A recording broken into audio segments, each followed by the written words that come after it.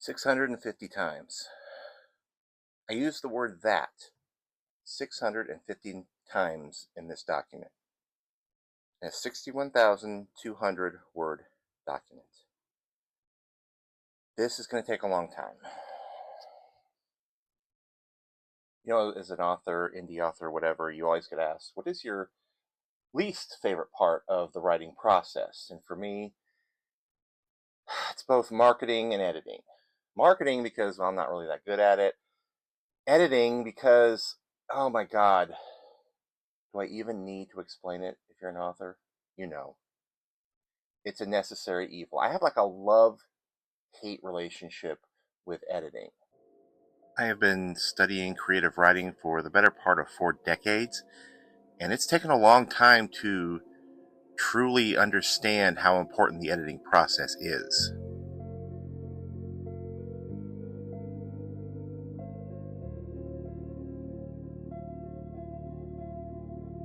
So my goal is always to help indie authors get better, because I had a lot of help along the way. I've been publishing for going on 8 years now, and it wasn't always pretty, and I've learned a shit ton of stuff along the way.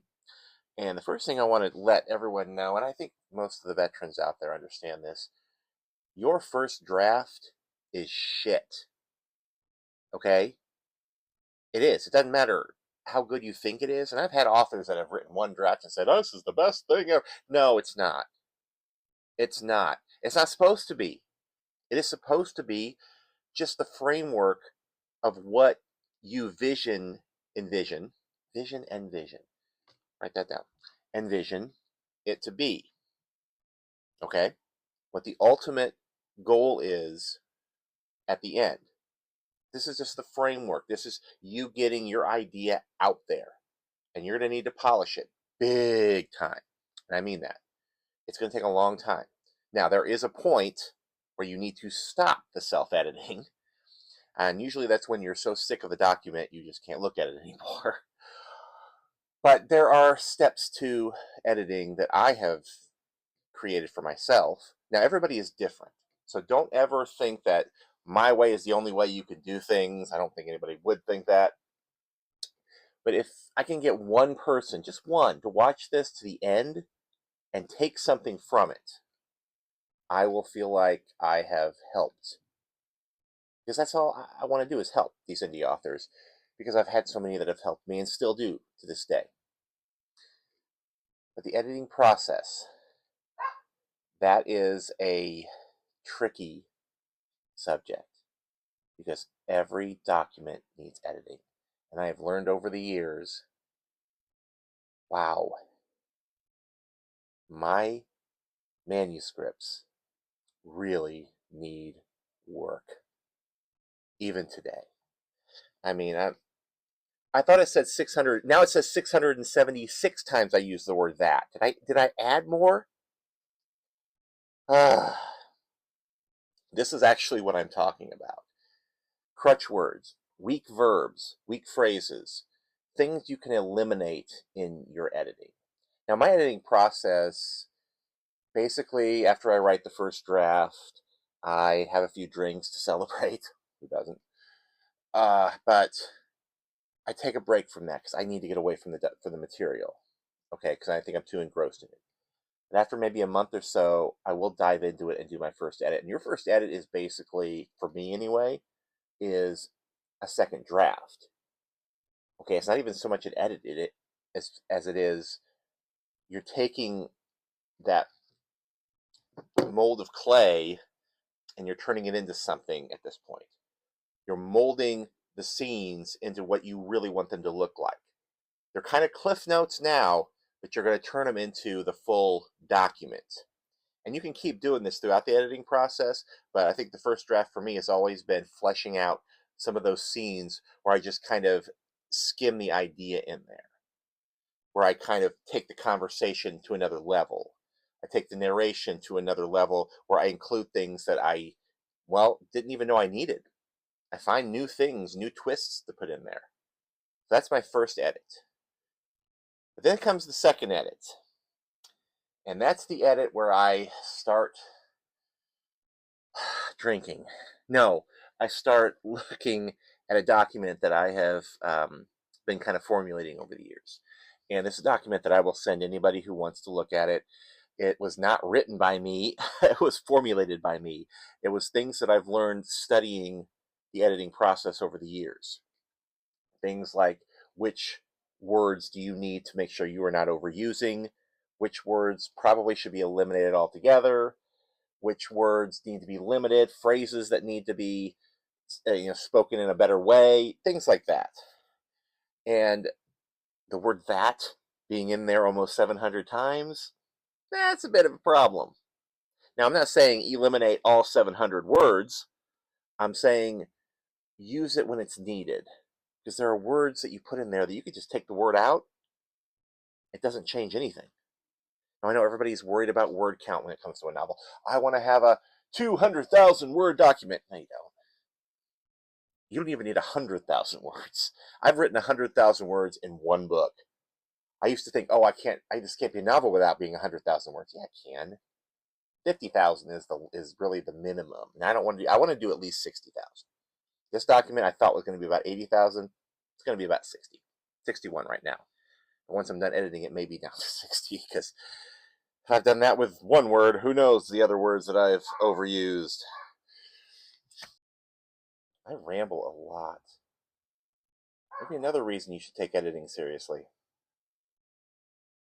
I've taken public speaking courses over the years, and I've learned about crutch words, words that you're supposed to avoid using, long pauses by saying so, Now don't get me wrong, I still use them. I try to avoid them as much as possible, but I'm a lot better than I used to be. But the same thing goes for your writing. Now, especially the narration and the prose in your writing. The dialogue, okay, dialogue can be whatever you want it to be. In fact, it should be a little different to differentiate your characters. When it comes to the prose and when you're trying to get the point across, you want to avoid those extra words that don't really need or add anything to the story.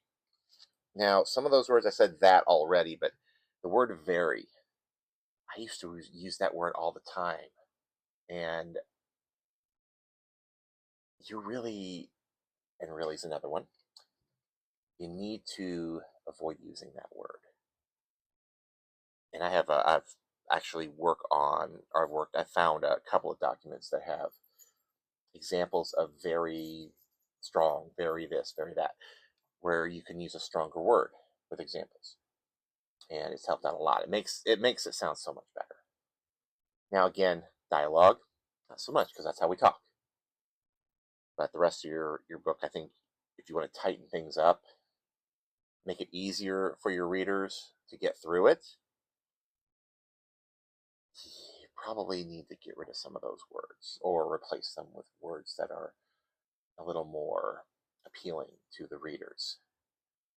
There's nothing worse than seeing a review that says the editing was awful. Now, with an indie author book, I can take that with a grain of salt. Chances are I'm not going to let that keep me from reading an indie author book. But sometimes those reviews have a point. Now, when you look at people that just give like 1 and 2 star ratings on Amazon, Goodreads, whatever, and they don't even bother to leave a review, I don't take those seriously at all. Now, if they do have a review with those 1 and 2 star ratings, I'll take a better look at it as long as it doesn't say, I received a free art copy from NetGalley or somebody else. It doesn't matter. Because those I kind of also take with a grain of salt, because most of the time they're being tasked with writing a pretty lousy review about your book. That's just how it is. But when you look at the books that say editing, that hits me because like I don't want, if my book is crappy, I want it to be the story was crappy. You didn't like the characters. You didn't like that I killed off somebody. Not that dude used the word that 700 times in a 60,000 word document. Yeah. I kind of try to stay away from that. I've gone back to old documents. Last year, my 2020 novel was Welcome to Oblivion, and I decided to do a new edit to it that included this document that I have and run all these words and phrases through to see if it could sound better. And lo and behold, man alive, did that improve that book. Now, I also got a new cover, which is cool. But seeing just how many times I used these weak phrases, it kind of kind of resonated with me. Now, I'm still going to write them in my first draft. There's no way around that. You shouldn't try to edit your stuff while you're writing. You just need to get that out there in the first draft. I cannot emphasize that enough. Do not worry about editing in your first draft unless you're leaving, you're coming back to the document, and you want to kind of get back on a roll, but you don't want to work on a chapter for a year because you can't seem to get it edited. You want to get the rest of the story out, especially while it's fresh in your mind. I have so many ideas out there, and again, I'm rambling. I'm sorry. I think I'm getting to a point. I have so many ideas out there, and I write every idea down that I have, even if I don't really want to write it right now. But I'll go back if I'm looking for a new idea, and I'll look at these ideas, and I'll see if one stands out to me. If it stands out to me, I want to get working on it right away. So I don't want to spend too much time on one scene. I will move along to another scene because the editing can come later. But when you get to the editing, yeah, got to make sure it sounds good at that point. And running all these pieces that I've put together through an old document and seeing just how much I missed, how much my editor at the time missed, things that really make a book sound better. And I'm doing this now for every new book, short story, novella, novel, doesn't matter, that I write. Now, I will still give this to an editor, a professional editor. That, don't get me wrong, you are not the final editor of your book. You need to get a professional editor to look it over. You need somebody who is completely removed from the material so that they can look at it with a clean set of eyes and catch the things that you don't catch. Because there are still going to be things in there that you don't get, that you look over, you gloss over, especially if you've edited a bunch of times. But when you're self-editing, let's make it a little easier on them, because maybe they don't think it's as important to catch some of these weak verbs. Or if they catch all of them and you're scrambling to fix something, it's going to take twice as long as if you had tried to do it yourself. So again, even going through all these edits, these self-edits, you're not going to catch everything, but it's such a good way to catch more than what you might not have caught if you didn't do the self-edit. And you don't want to give your editor a chance to miss it as well. I've had editors who've missed things before. I've gone back and I've looked at documents and I'm thinking, the hell did nobody catch this? So you got to get these edits down if you want your work to sound professional. Do you want to sound like a traditional author? Now, granted, I've read traditional author books that have had some crappy prose as well. Don't get me wrong. They are not perfect by any means. But you can usually tell a difference between a well-written traditional book and a poorly edited indie book. And some of these indie books have had some of the greatest ideas. I mean, the stories, the plots are awesome. And if they just had a little more editing to them, man, that would be a gem. And that's what I want for me.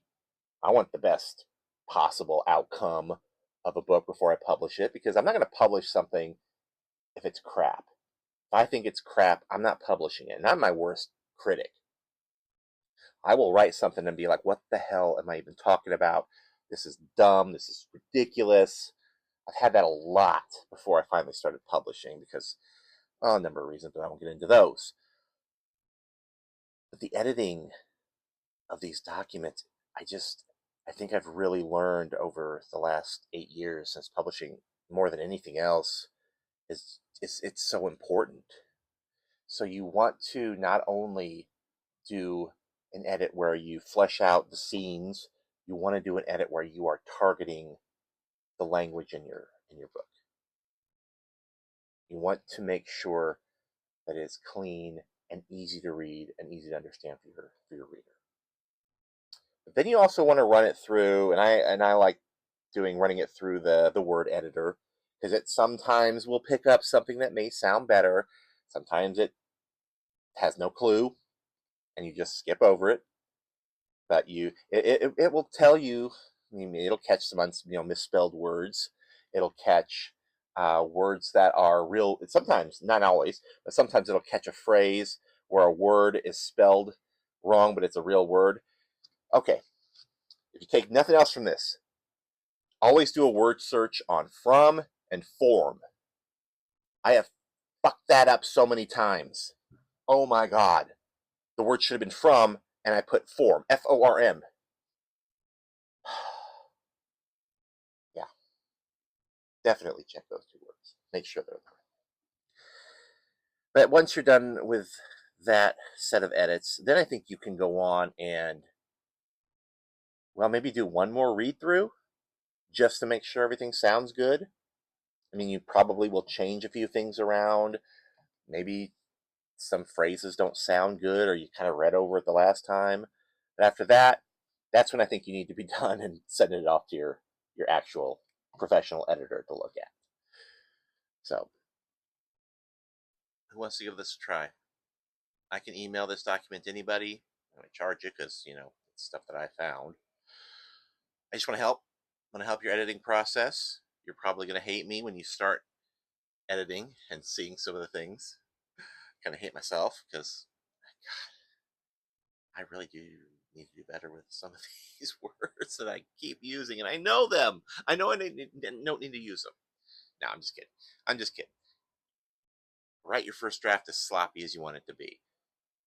That's what this, I'm hoping, document will help you with. And I can email it to you. It's in Word. If you need it in PDF, I can do that as well. You don't have to give me credit for anything. These are all stuff that I just researched over the years and found and just kind of put all together. And I've discovered that during the self-editing, it really does help. See, I'm using the word really again. That's one of the words they tell you stop using. I really hate that they say that. Really. But, at the same time, I can understand. It doesn't really add anything to the prose of your book. Now, I keep it in the dialogue. Again, I don't use it in the dialogue. I'm rambling again. Jeez. Okay. Email me, ericwoodsauthor@gmail.com, and I will send you the document. I call it Weak Verbs, and you can use it if you want to. Reference it when you're in the editing process. That way you can hopefully find ways to tighten up your writing a little bit, because you don't want a review to say, oh, it was too wordy. Yeah, that's something that I struggled with, and now I'm glad that I at least have some method that's working to help me tighten up the words and tighten up the whole document, the whole manuscript. So, ericwoodsauthor@gmail.com. I will send you this document that I put together, and hopefully it will help. Like I said, if I can get one person to use this, and it helps with their self-editing process, then I'll be happy. So, thanks for watching, and happy editing. Don't hate me for too long for pointing these horrible things out in the process of editing your document.